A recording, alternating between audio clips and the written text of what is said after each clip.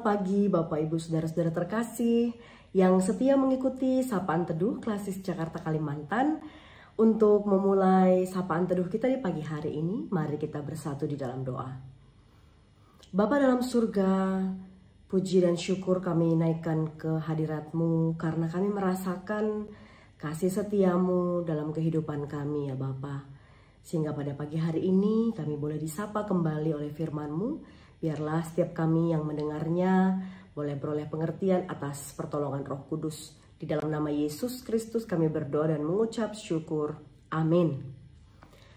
Firman Tuhan yang menjadi dasar perenungan kita diambil dari Yohanes 3 ayat 16. Karena begitu besar kasih Allah akan dunia ini, sehingga Ia telah mengaruniakan anaknya yang tunggal, supaya setiap orang yang percaya kepadanya tidak binasa, melainkan beroleh hidup yang kekal.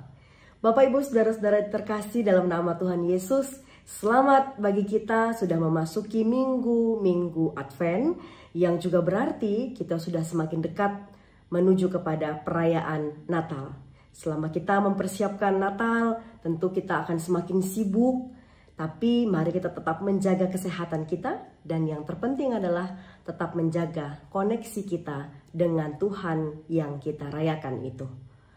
Yohanes 3 ayat 16 ini adalah salah satu ayat hafalan Natal yang terfavorit, yang mungkin kita semua juga sudah menghafalnya. Bagian pertama dari ayat ini memberikan penekanan pada kasih Allah yang begitu besar, yang adalah kasih yang tertinggi atau kasih yang sempurna, yang menjadi alasan Yesus turun ke dunia dan menjadi kesukaan bagi dunia. Dan kasih Allah yang besar itu bertujuan untuk supaya setiap orang yang percaya tidak binasa tetapi beroleh hidup yang kekal.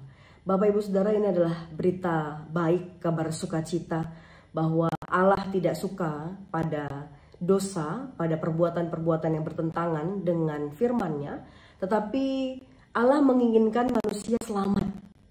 Sehingga Allah bukan mengawasi dari jauh, menunggu kapan kita jatuh, kapan kita tersandung membuat dosa, tapi Allah justru menunggu kita bertobat dan datang kembali kepadanya.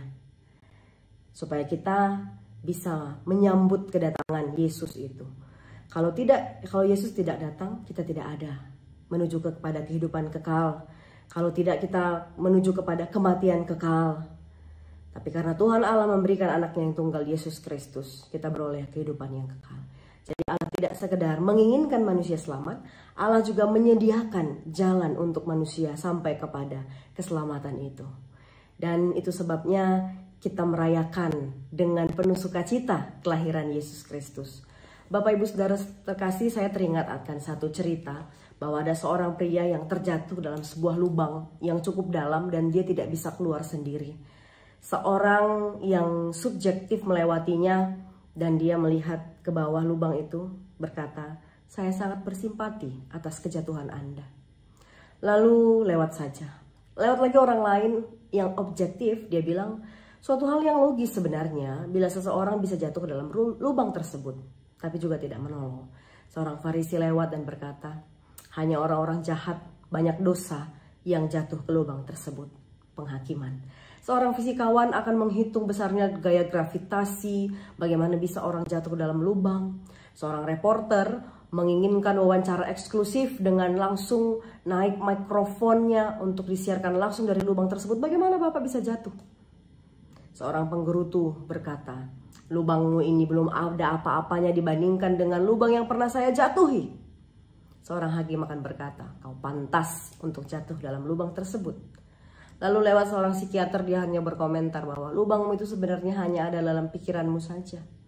Lalu seorang psikolog juga bilang, kejatuhanmu itu adalah akibat dari kesalahan orang-orang di sekitarmu, lingkunganmu. Lewatlah seorang motivator dengan berapi-api berkata, "Percayalah bahwa Anda adalah orang yang kuat dan Anda bisa keluar dari lubang itu dengan kekuatan Anda." Semua orang melewatinya. Semua orang memberikan kata-kata penyemangat. Dengan versi masing-masing, tidak ada satupun yang menolongnya. Lalu lihat, datanglah Yesus. Yesus datang melihat manusia itu jatuh ke dalam lubang. Dia turun dari surga yang mulia.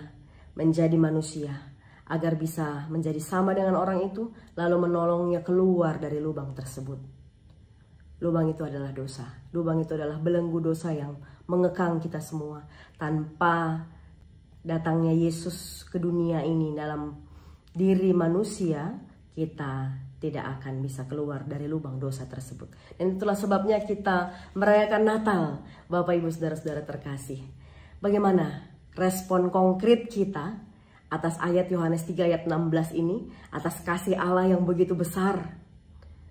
Hiduplah sebagaimana orang yang sudah beroleh selamat.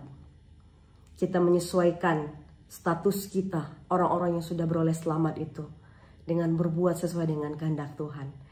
Sehingga perbuatan baik itu adalah ciri yang bisa kita tunjukkan bahwa saya adalah orang-orang yang sudah diselamatkan. Saya adalah orang-orang yang disiapkan Tuhan tempatnya di surga. Dan bukan cara untuk bisa masuk surga. Ciri dan cara adalah hal yang berbeda, Bapak Ibu Saudara. Sehingga iman kita kepada Yesus itu sebagai respon kita atas pengorbanan, atas karya kasih yang luar biasa. Ya, iman itu harus diakui. Kita harus mengakui sendiri, bukan hanya ikut-ikutan. Kita harus juga, iman itu harus dilakukan atau dihidupi dalam kehidupan sehari-hari. Dan iman itu harus bisa juga dipersaksikan. 3D, diakui, dilakukan, dipersaksikan. Kiranya ini boleh menjadi renungan dan juga penguatan bagi kita menyambut masa-masa Advent dan menuju kepada Natal. Tuhan Yesus memberkati. Mari kita bersatu di dalam doa. Bapa, kami bersyukur, berterima kasih atas firman-Mu yang boleh kami terima, yang boleh menyapa kami di pagi hari ini. Kami rindu dikuatkan kembali, diingatkan kembali bahwa kasih Allah adalah kasih yang begitu sempurna atas kami. Kasih yang memberikan anak tunggalnya menjadi juru selamat penebus kami, yang memberikan kami jalan kepada keselamatan itu. Bahkan Tuhan Yesus sendiri adalah jalan itu. Tuhan, terima kasih untuk mengingatkan hal ini kepada kami, sehingga kami boleh memberikan diri kami untuk lebih lagi merespon kasih Tuhan itu dengan mengasihi Tuhan sebagaimana Tuhan kehendaki.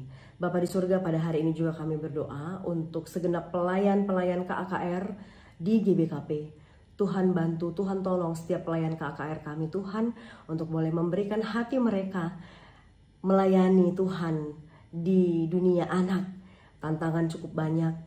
Terkadang mereka juga harus diuji kesabarannya, tapi kami percaya Tuhan, kekuatan yang daripada Tuhan saja yang senantiasa memampukan mereka semua.